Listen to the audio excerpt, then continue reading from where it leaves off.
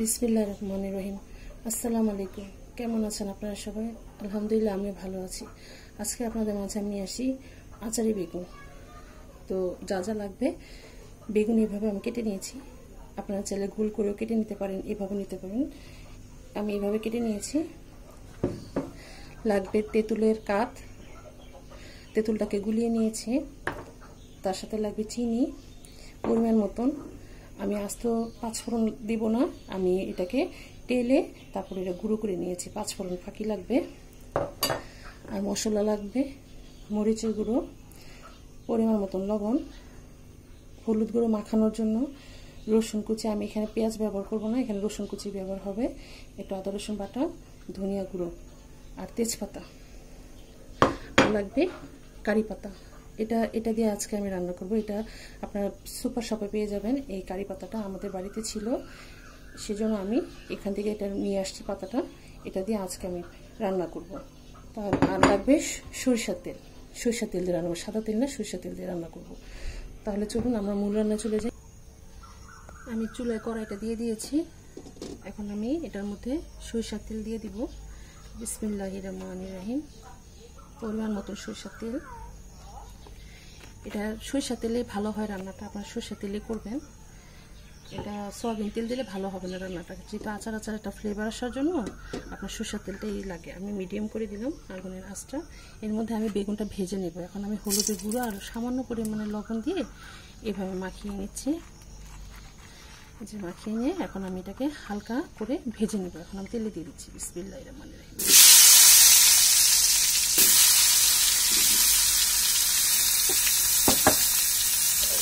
চুলার আঁচটা মিডিয়ামে থাকবে, তা না হলে এটা পুড়ে যাবে।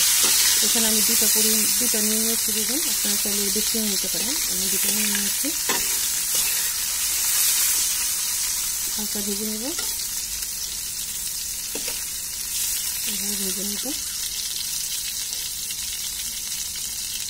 5 মিনিট লাগবে এটা ভাজতে। তাহলে কোনো 5 মিনিট পরে আসি। যে এরকম হয়ে গিয়েছে আমাদের, এই যে এরকম হালকা এরকম ব্রাউন কালার করে ভেজে নিয়েছি। এখন আমি এটাকে নামিয়ে ফেলবো। বেশি ভাজার দরকার নেই, যেহেতু এটা অলরেডি রান্না হবে। নামিয়ে নিচ্ছি। এখন আমি এটাতে তেজপাতা দিয়ে দিব। তেজপাতা দিয়ে দিব, রসুন কুচি দিয়ে দিব। এই রান্নায় হলুদ গুঁড়ো ব্যবহার করব না, যেহেতু এই রান্নায় হলুদ গুঁড়ো খুব কম ব্যবহার হয়। আমি তো মাখিয়ে নিয়েছি বেগুনটাকে, তো সামান্য পরিমাণে একটু পানি দিয়ে দেবো। এটাতে পানি লাগবে মশলাটা করে দিন।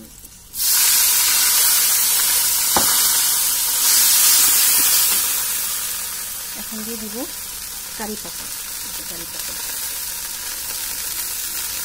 কারি পাতা যদি আপনাদের হাতের কাছে না দিলেও চলবে, আমার ছিল, এই জন্য আমি এখানে কারি পাতাটা ইউজ করছি। এটা ফ্লেভারে রান্নাটা চেঞ্জ হয়ে যায়। এটার মধ্যে আমি মশলাগুলো দিয়ে দিব। দিয়ে দিলাম মরিচের গুঁড়া পরিমাণ মতো। এটা আমার 2টা বেগুন, এখানে দিয়ে দিলাম পরিমাণ মতো লবণ।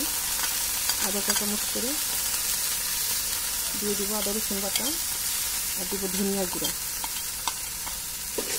মশলাটাকে আমি ভালোভাবে কষিয়ে নেব।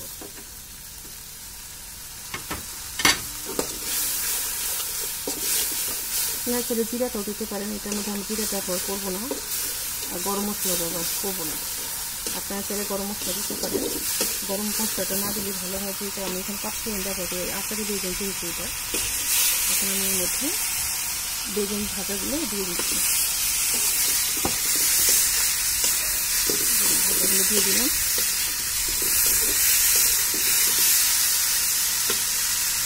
এটার মধ্যে সামান্য পরিমাণে পানি দিয়ে দেবো। বেশি পানি দেওয়ার প্রয়োজন নেই। এখন এটা বরফ চলে আসুক, আমরা বরফ চলে আসা পর্যন্ত অপেক্ষা করি। এখন আমি ফিরে আসলাম। এই যে আমার বেগুনটা প্রায় নরম হয়ে আসছে, প্রায়। এখন আমি এর মধ্যে পাঁচফোড়ন গুঁড়ো করে রেখেছিলাম যেটা, সেটা দিয়ে দেবো পরিমাণ মতন। সবগুলো লাগবে না, আমার যেহেতু 2টা বেগুন এখানে। আর লাগবে তেঁতুলের কাঠ। আমি অল্প তেঁতুল গুলিয়ে রেখেছিলাম, এটা না দিলে রান্নার টেস্ট আসবে না, এটা অবশ্যই দেওয়ার চেষ্টা করবেন। আর হচ্ছে পরিমাণ মতন চিনি এখন দিয়ে আমি এটাকে 5 মিনিট আরও চুলোর মধ্যে রেখে দেব। আর 5 মিনিট হয়ে আসলে এটা রান্না হয়ে যাবে। আমরা তাহলে 5 মিনিট অপেক্ষা করি।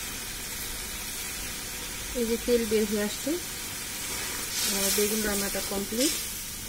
গা থেকে যখন এই তেলটা বের হয়ে আসবে কড়াই থেকে, তখন আপনারা চুলাটা বন্ধ করে দেবেন। একটু এরকম রসগোল্লা রসগোল্লা রাখতে হবে, একদম শুকিয়ে ফেললে হবে না, শুকিয়ে ফেলে এটা টেস্ট পাওয়া যাবে না। হ্যাঁ, এই অবস্থায় রেখে মাখা মাখা হয়ে আসছে, মাখা মাখা অবস্থাতেই আপনাদের নামিয়ে ফেলতে হবে। চলুন চুলাটা বন্ধ করে দিই। তৈরি হয়ে গেল আমাদের আচারি বেগুন। আপনার বাসায় অবশ্যই বানিয়ে ট্রাই করে দেখবেন। আলহামদুলিল্লাহ অনেক ভালো হয়েছে, খেতেও ভীষণ মজা। এটা পোলাও, খিচুড়ি, রুটির সাথে আপনারা খেতে পারবেন। এটা খুবই মজা হয়েছে। আপনারা অবশ্যই আমাকে জানাবেন যে আমার এই রান্নাটা কেমন হয়েছে, কমেন্ট করে জানাবেন।